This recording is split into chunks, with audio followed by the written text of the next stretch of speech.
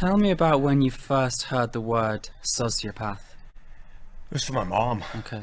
Yeah. I think I was probably 16, and I don't remember the setting or the day, but she said, I remember the words, Shawn, I think you're a sociopath. Yeah. And I think I asked her, what is that? Yeah. You know? And to tell you the truth, I can't remember how she defined it, but it stuck with me. I mean, I was labeled with something. So, you know, with my personality, I'm like, okay, how do I manipulate that? You know, what can I do with the title sociopath? But this was back in the 70s. So I don't think people really talk, like today, everyone talks about sociopathy and pathology. Narcissism, big, but a little bit, but no. Okay. Yeah. Why did your mother give an example for why she thought you were a sociopath? She did. She gave an example, but she made it up. And what she didn't give me an example from my life, but she gave me an example. She said, because when I said, what's a sociopath? She said, I think she said something like, what a sociopath would do. Yeah, what a sociopath would do. And she said, a sociopath would walk into a room of beautiful women and they would go over and give attention to the maid. You see, because, and when she said that, I thought, yeah, that's probably right. To some extent, you find the one who's the weak one that you can get what you want out of easiest with the least expenditure. But at the same time, I would walk into a room of beautiful women and go after the best looking one. So I had both sides, but I know she was right in that when she said that to me, I thought, yeah, there's some truth to that. And it kind of stuck with me. That's the first time I heard it. Identifying and targeting weakness. Yeah, identifying and targeting weakness.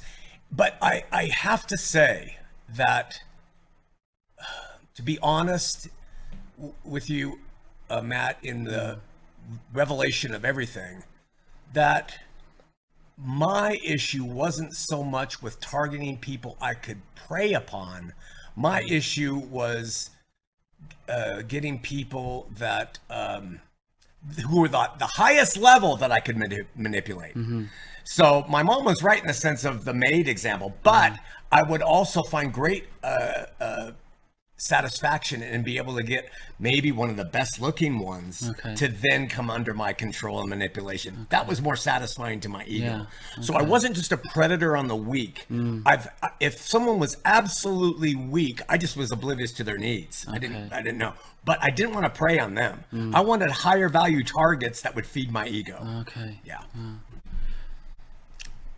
When you were younger, were you interested in learning about other sociopaths and antisocial personalities in the media, books, film? Oh, yeah. I read all about the serial killers.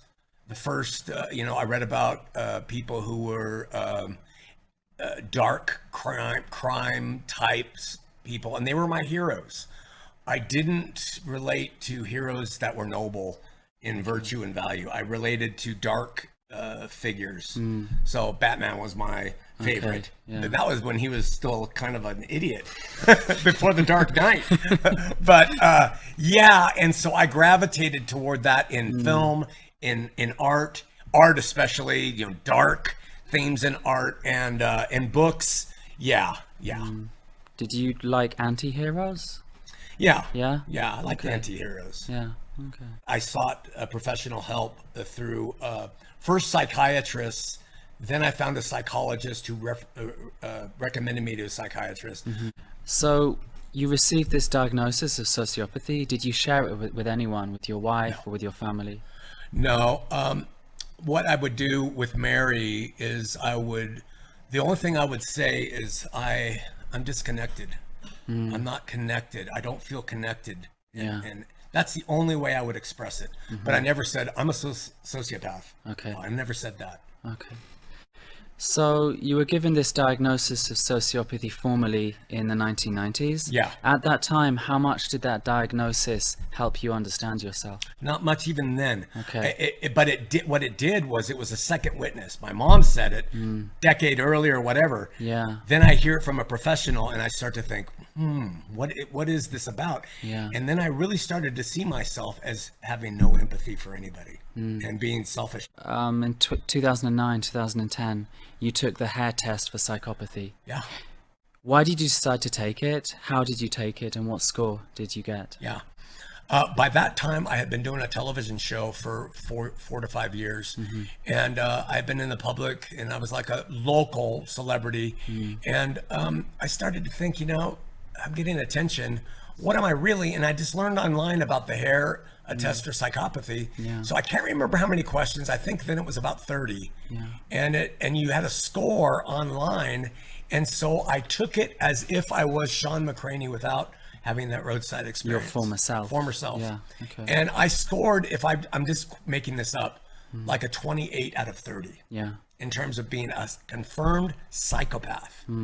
But then when I looked at those results and I compared it to what I had become, it was night and day. I was scoring maybe like a 6 or 7. Okay. And so I knew that I had found something that worked for me. And I actually tried to contact them. I sent them a letter or an email and said, hey, I have a solution that works with this.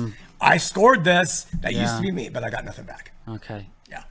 Well, if the people running the hair study are watching this, Shawn's reaching out to you again. Yes, let's talk. You'll be receiving a letter in the post. You've used metaphors or expressions like I'm a fucker, I'm demented in my flesh. Do you prefer these raw, visceral, or more spiritual terms over the medical ones like sociopathy, narcissism when describing yourself?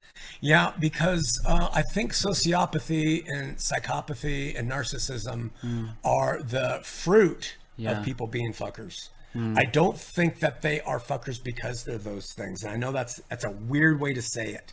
Can you go into a bit more detail about that? I say fucker because if I say, well, I'm a sociopath. Oh, well, then okay. And if someone's like, okay, you're a sociopath, I'm like, I'm going to fuck you up. And you're not going to know it. You see, you're embracing something that I know. And so that's how my mind works. So I can't use a title like that to couch what I really am when the rubber meets the road, like a judge in a court here on earth would do. If they were to reveal my heart, the intents of my mind and my actions, they would say, in non-legal terms, you're a fucker. Yeah.